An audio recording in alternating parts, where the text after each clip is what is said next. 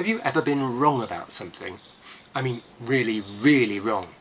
Have you ever said, "Oh, I definitely know this is true," only to discover the opposite is actually the truth? Well, this is a story about how somebody very famous and very important in what he did managed to get it completely wrong. But the story starts in a completely different place with a different character. It starts 33,000 years ago. A young man is standing at the mouth of a cave as dawn breaks on a brand new morning. He's 21 or maybe a little more, thin and fit, and he's the leader of his tribe. And today they're going out hunting. Maybe they'll go and catch deer or horse, maybe even a woolly rhinoceros. The tribe all love to eat those. Of course, when they're not available, they have to make do with acorns and roots and berries. Sometimes they go as far as the sea, which is 70 miles from here, and catch fish. But today, as I say, is about horses and deer. As he looks across the plains, he can see loads of animals, and he realises this is a brilliant place to hunt. In fact, he thinks about the cave where he spent the night, which has been quite a comfortable place to sleep for him and his men. And he thinks, do you know what? When I finally die, when the gods take me, I'd like to be buried here. But not for a long while. So, with the blessing of the gods, he and his men set out on a hunting trip. They have to be careful. There are all kinds of dangerous animals here. There are mammoths, which are a bit stupid, but could actually kill a man if they trampled him. And there are more vicious animals, saber-toothed tigers. He has to watch out. They creep through the undergrowth till eventually they find a deer standing alone apart from the rest of its herd. This is perfect. They take aim, they get their bows and arrows, and they stretch the bow out, and they're about to fire the arrows into the body of the deer when one of the men shouts, "Oi, look out!" Behind them, they realise they are not the only hunters. It is indeed a saber-toothed tiger, and he's about to pounce. Instinctively, the young man jumps in front of the tiger, protecting the rest of his men, and is killed. He dies, as he lived, a brave hunter. His men, when they finally escape, are devastated. And when it is safe to do so, they return and collect his body. They rub it in red paint, which is the tradition of their tribe, and they bury him in that very cave that he'd thought so much of earlier on in the day, with some trinkets to show he was an important man, a man who communicated with the gods for them maybe, a man who led them. And so they leave him with some shells, with some ivory from the tusks of mammoths, and they bury him with great sadness but great honour. And that is where he lay for 33,000 years. Over those thousands of years much had changed. An ice age came and went, covering the land with ice and then removing it again. In its place, much of the land was covered by water instead, so that the map was completely redrawn, and a new country, Wales, emerged out of the old land. The caves at Paviland, for that's where it was, where the man was buried, now found themselves not looking out over a great plain, but looking out over the sea. They were on the coast. And we're in the year 1827. Two young men who live in the local area, John and Daniel Davies, a local clergyman and his brother who's a surgeon, a hospital doctor, are following their hobby. They're exploring the cave at Paviland, trying to avoid all the bats and spiders that live there, to try and find some bones, because they're interested to know in the ancient history of the place. And they found something. They think they found elephant bones, or maybe it's mammoth bones. They've certainly found tusks of some kind, and they're very, very excited. Who can they tell? We'll go up and tell the posh people who live at the castle. So they do. They knock on the door and are ushered in for afternoon tea with Theodora Talbot, a young member of the family that lives there.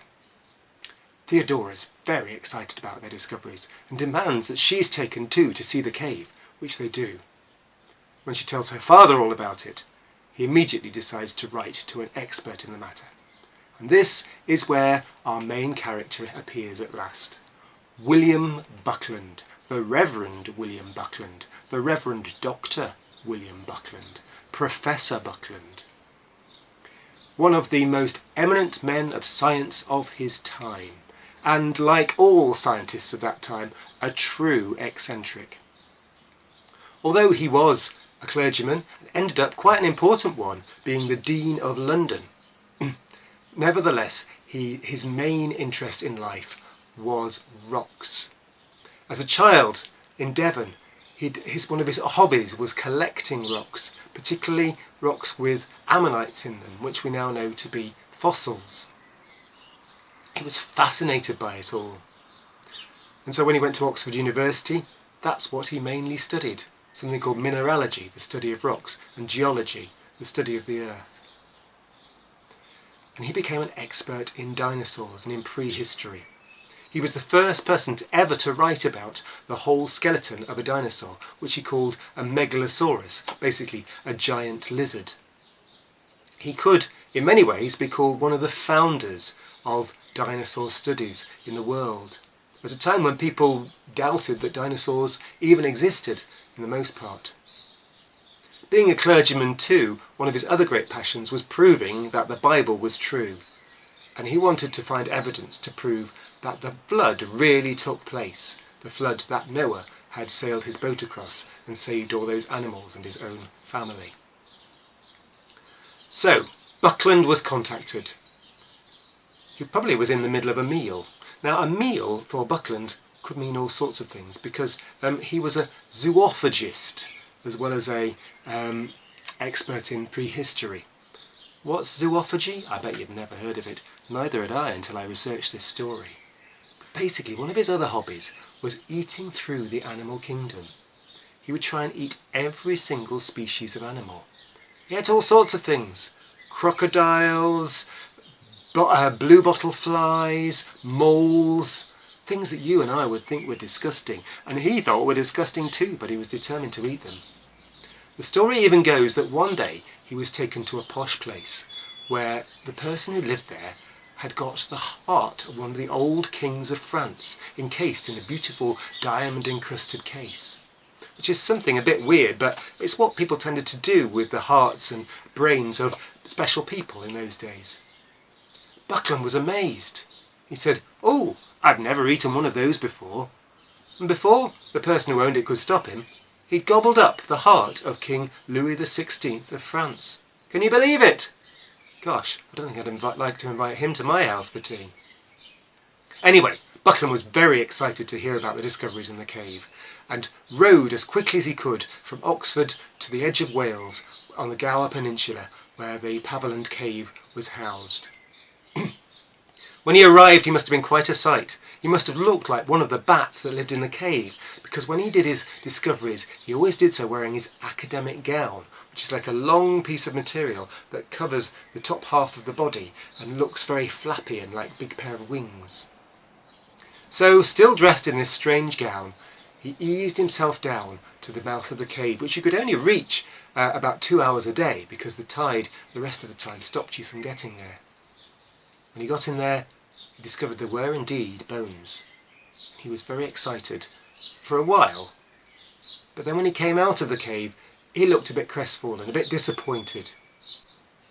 Buckland reported back to the Davies brothers and Miss Talbot.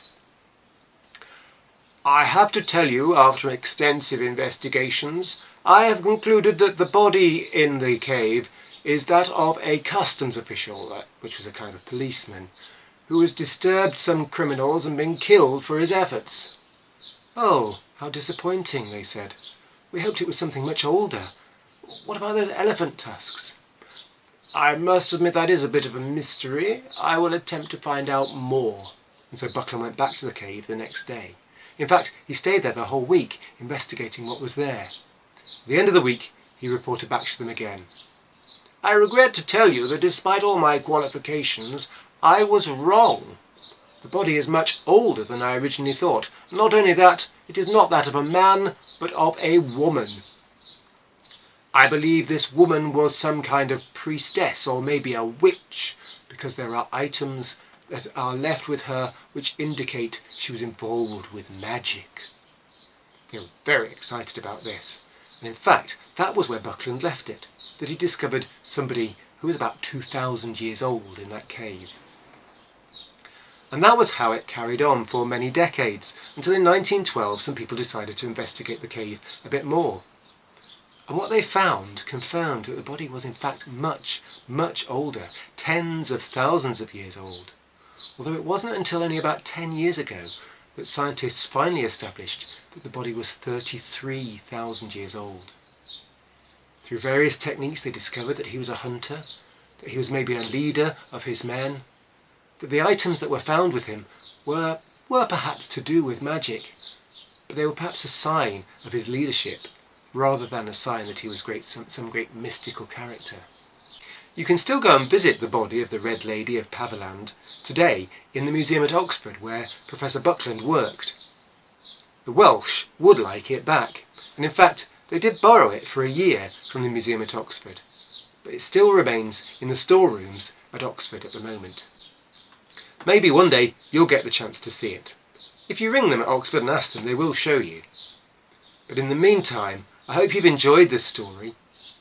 I hope you realise how difficult it is to find out about the past, but how interesting it is when we find the clues that lead us to the truth. Thanks for listening. Bye-bye.